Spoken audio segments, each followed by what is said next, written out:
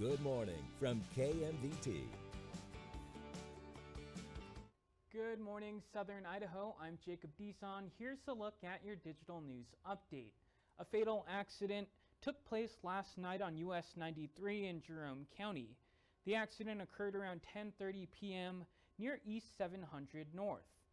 Two vehicles were involved in a head-on collision and the highway was shut down for 2 hours while first responders worked to clean up the scene. The crash is under investigation. KMVT will provide updates as they become available. The Lake Creek fire is still mapped at 512 acres, but new closures are in effect. The area shown on the map is closed to ensure public safety. The order is in effect through December 31st at 11:59 p.m. unless otherwise rescinded. Only authorized personnel and those with specific Forest Service permits are exempt. Meanwhile, the Sawtooth National Forest say crews have made good progress with fire behavior moderated due to cloud cover and increased relative humidity. Crews are focusing on keeping the fire north of Lake Creek Road and preventing it from moving west. They also remind the public not to fly drones or access the area so firefighters can continue their efforts. Starting today, weapons will no longer be permitted in the Jerome County Courthouse. Members of the Jerome County Board of Commissioners and the Sheriff have been discussing plans to enhance security for the building this past year. The decision to no longer allow weapons was made in the interest of keeping both the staff and the public at large safe. The chairman of the county board, Ben Crouch, says in coordination with this decision, there will be extra security protocols installed. Everybody's going to have to enter in the east side of the building. You won't be able to enter on the west side anymore. You'll have to go through a magnetometer, an x-ray machine, just like you do over at the judicial complex. Crouch says those machines will be installed in a month as they need to do some remodeling on the east side first. Extra deputies will be stationed at the courthouse to enforce the prohibition.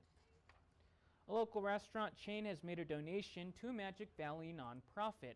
Yesterday, the Twin Falls, Texas Roadhouse donated a check for $6,000 to the Valley House Homeless Shelter.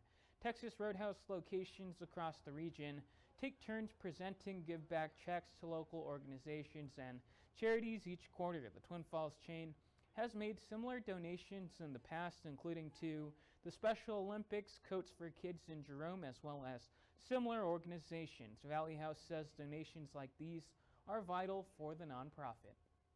Valley House does not receive any government funding, which means that everything that we bring in comes from the community, which allows us to help the people that need help the way that they need help and the way we can help them the best.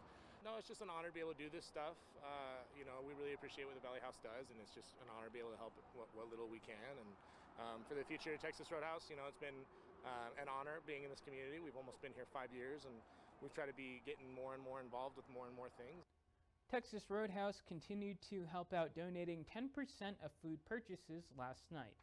Now let's check in with Heather Ann Wagner for a look at your weather. Good morning and a very happy October to you. Let's get a look at our hometown forecast for the Wood River Valley, mostly in the 50s and 60s today. We will get a break during the daytime hours from this precipitation that's been with us the past several. As we head over to the northern Magic Valley, mostly in the 60s and 70s. Now the higher elevations do have about a 20% chance of precipitation.